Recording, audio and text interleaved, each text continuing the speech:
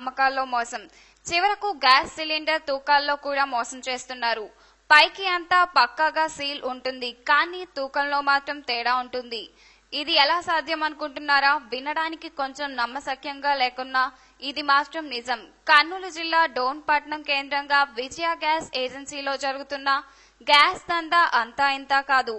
ఒక్కో సిలిండర్ లో 2 నుంచి 6 కేజీల వరకు తీసి అమ్మి సొమ్ము చేసుకుంటున్నారు.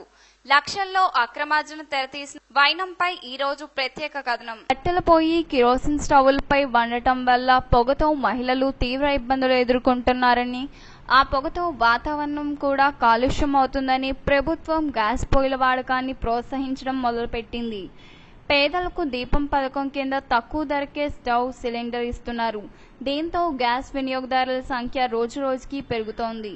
అయితే దీన్ని ఆసరాగా చేసుకున్న కొంతమంది ఏజెన్సీ నిర్వాహకులు అందిన వాడికి దండుకుంటున్నారు.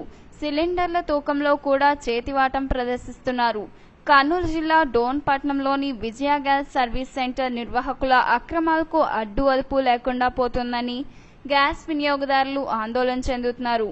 భారత్ గ్యాస్ కంపెనీ నుంచి వచ్చే కమర్షియల్, రెసిడెన్షియల్ సిలిండర్లలో 2 నుంచి 6 కేజీల వరకు గ్యాస్ తక్కువగా రావడం చూసి డోన్ వాసులు విస్తుపోయారు. కంపెనీ నుంచి సక్రమైన తూకంలో గ్యాస్ వస్తున్న మధ్యలో గ్యాస్ ఏజెన్సీ నిర్వాహకులు గోడౌన్లో ప్రత్యేక యంత్రాల ద్వారా ఒక్కో సిలిండర్ నుంచి 2 కేజీల నుంచి 6 కేజీల వరకు గ్యాస్ తీసేస్తున్నారు. ఈ దందా గత కొంతకాలంగా నడుస్తున్నట్లు స్థానికులు తెలిపారు.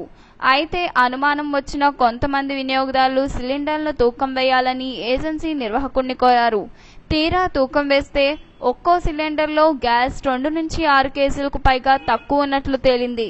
తూకంలో తేడా ఉండడంతో వినియోగదారుల నిర్వాహకుల్ని నిలదీశారు.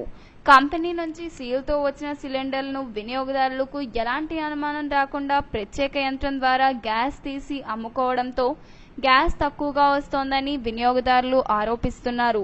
ఇలా ఒక్కో సిలిండర్ నుంచి కేజీ చొప్పున 100 సిలిండర్లలో 100 కేజీ తీసిన కేజీకి 33 రూపాయలు చొప్పున 33,000 కేవలం ఒక్క రోజులో ఇంత భారీ మొత్తంలో దందా నడుస్తోంది.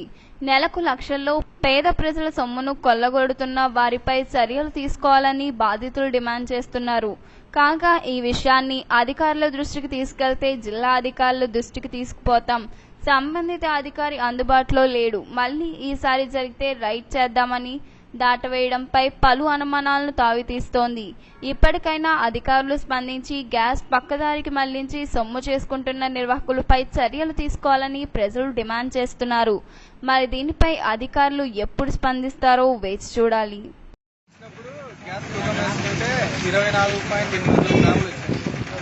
తర్వాత అబ్బాయి వేరే తీస్తానని తీసుకొని వెళ్ళిపోయారు.